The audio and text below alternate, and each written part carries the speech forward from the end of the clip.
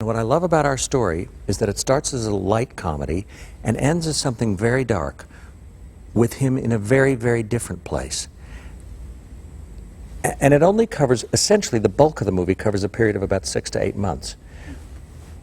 There's a passage of a few years by the end, but essentially it covers a very small period, and yet I think it tells both the triumph and the tragedy of his life in that period.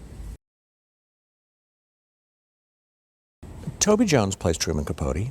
He was the first person who was mentioned to me by several people when I finished the script.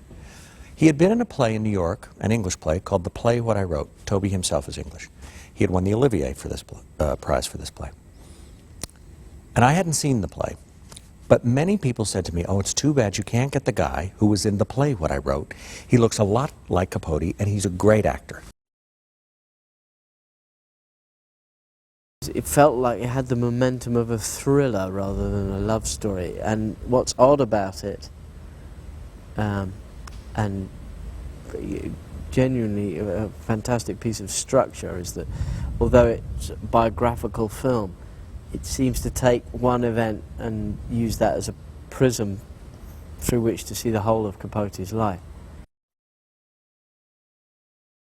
Like most actors, you work very hard at the voice, the body, the biography, and then, but primarily with the scenes, and you're trying to constantly hope that all of those things come together without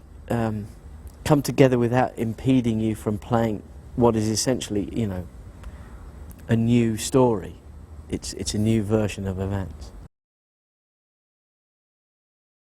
Sandra Bullock plays Nell Harper Lee, and I came to Austin, and she was here to do the scenes from day one, and we rehearsed a bit in New York, and because she lives here, it was a bit like meeting Nell Harper Lee. She couldn't have been more friendly and welcoming to the whole business of being in Texas, let alone the film. And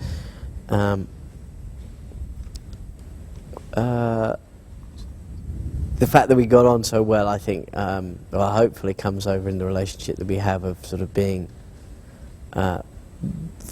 best friends in the sense that we infuriate each other. I don't think I infuriated Sandra, but Truman and her have to be intimate in a way that they know all each other. She knows all his foibles. Since Toby and I have been in the same room with each other, he's never been anything other than Truman. I mean, at the end of the day, Toby comes through, but I never see him being anything other than Truman. Even in conversation, in between setups, he has to maintain this voice that's really difficult to maintain, so he doesn't drop out of it too much in order not to lose it. It's beautifully shot. From what I've seen in front of me, extraordinary actors are doing beautiful work, and you know, from the costumes to the makeup to the lighting, it just seems like everyone's there for the right reasons. I think the way that Truman endears himself to Dewey is that Dewey sees, he does not judge a book by its cover. He sees beyond all the flamboyance and the scarves and the, you know, the shawls and all these things, and the voice and the mannerisms, and he sees past that. He's worked so hard on the voice and the mannerisms and the film of Truman and all that stuff. He's really gone to school on Truman Capote. So it's such a great opportunity for him, and he's not taking it for granted by any means. He's jumping into it. No one is working harder than he is. To play someone as I don't know, as unusual and elegant as Babe Paley has been such a treat, and the script is so beautifully written. I think it has so much light and dark in it, and so much comedy, and it's so touching as well. You always feel like you're in wonderful hands with Doug. He knows the material inside and out. He can tell you the spirit in which this scene is to be played. he understands the world and he understands what he wants to get out of each scene, and then he just lets you go. So I am here in the film to represent not only a great society of New York, but I think also to bring it an international touch.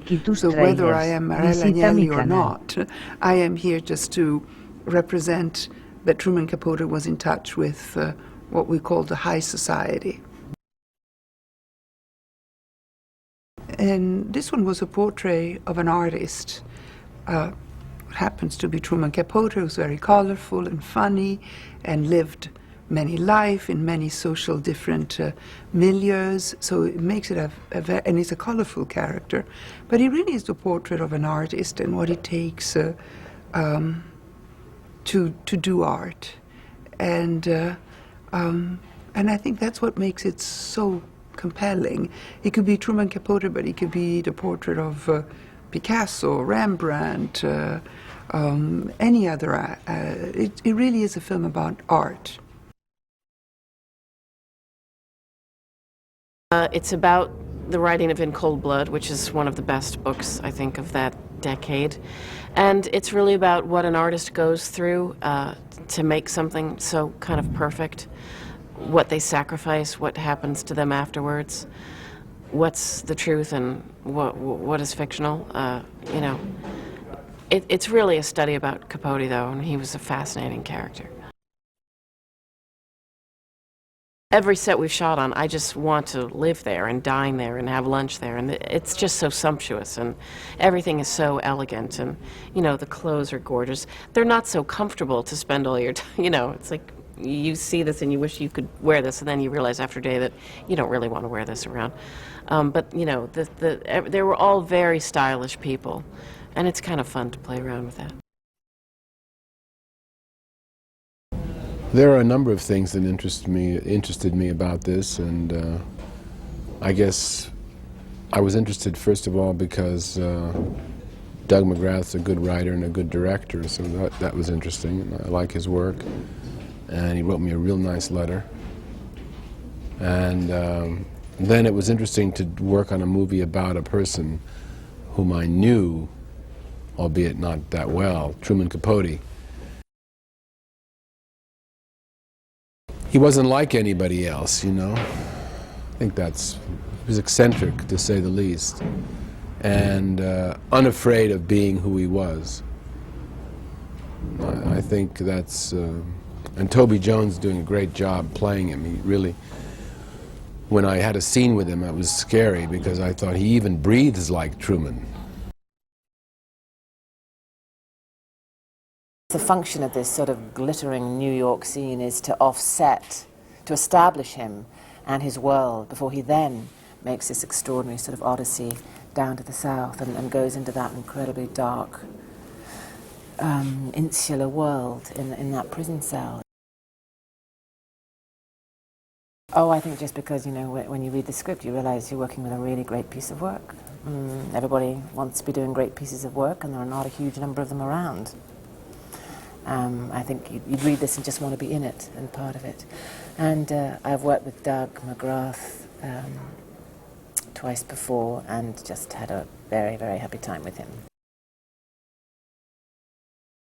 I can tell you that it's such an advantage to have the writer directing and the director writing, because it is so much more hands-on than if it were just a director for hire. I think he feels totally free because he knows the material so well. It's been with him and living with him for, I think, 5 years he's been working on this. He lives with it so profoundly and is able to communicate his ideas so eloquently that you love being directed by him. I think it's about so many things. I think it's about New York in the 50s and the glamour of that wonderful time. I think it's about a horrible, brutal murder in Kansas and the juxtaposition of those two worlds. And then on top of all that, and maybe the most important thing, it's about the act of creation for an artist and what that does and what it costs and the places that it takes you, the incredibly dark places if you're open. I think all the talent wanted to be part of this project because the script is so good, and that's such a rare commodity. I mean, you know, a great script, you almost don't realize how rare it is until you actually read one, and then you think, oh, yeah, God, wouldn't it be great if this was, you know, if this was the rule rather than the exception. I think Toby has to stay in character because it's a difficult place for him to get to, and once he's there, he can't really, you know, go and come back. Sometimes at the end of a day, he will just, you know, breathe a huge sigh of relief and, you know, be the old Toby again with his English accent, etc. But I think, you know, he's working really hard to keep his voice as perfect as possible, and he just doesn't want to risk letting it go for a second. First part of your line, bitter personal experience. You don't want to sound connected to your feet.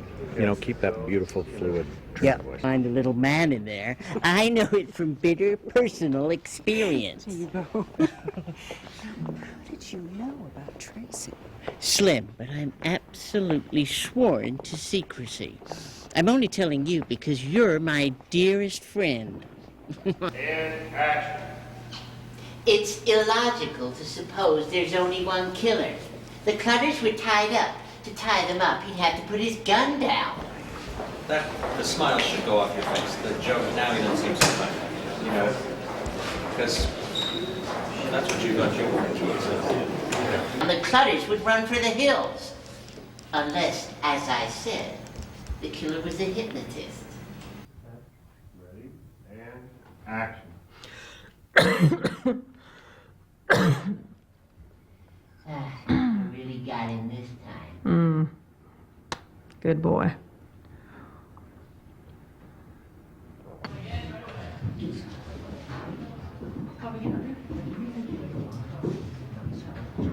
As you see, I even got new britches. No, it's no harm done. Real nice of you. Do you have any J&B? Well, if there is, there'll just be the one. People here don't go in for such a pricey scotch. Can we check? Well, their names are Dick Hickok and Perry Smith. Have you met them? Met them, my dear. I've been in their cells. Tus trailers. Visita mi canal. After these demonstrations of gentility, he did shoot them dead. And cut the old man's throat. There's something... I can't quite put my finger on it. It seems insane to say that he's tender.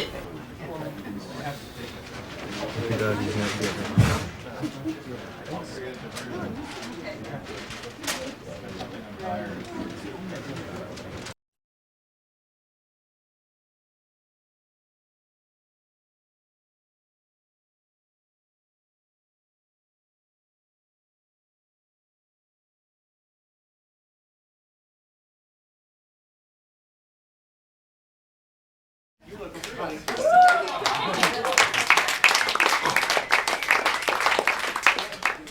We've raised a flush to your cheek, Julie.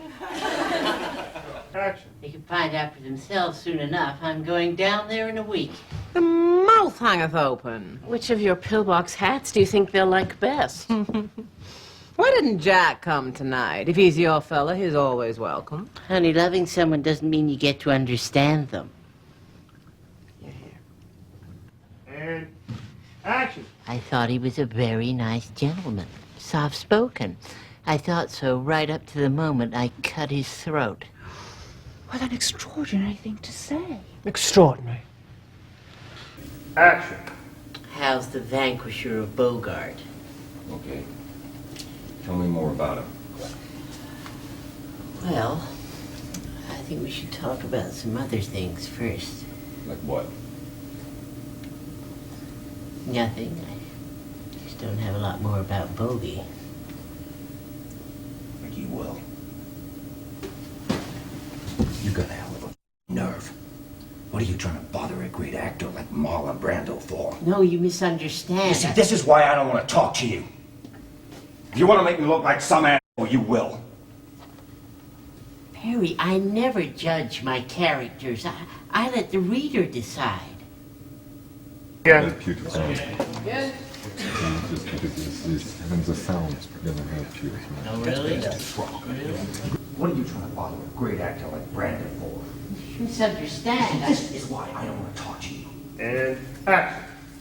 Well, here's something for you to remember all 100% of. I am not a character. I'm a human being, and I'm not talking to you. Guard! Harry Edward Smith, I am writing this book with or without you. Now you can get involved so I can make you a three-dimensional human being, or you can continue this foolishness, and I will head straight back to New York and write what I want. Cut. Cut it.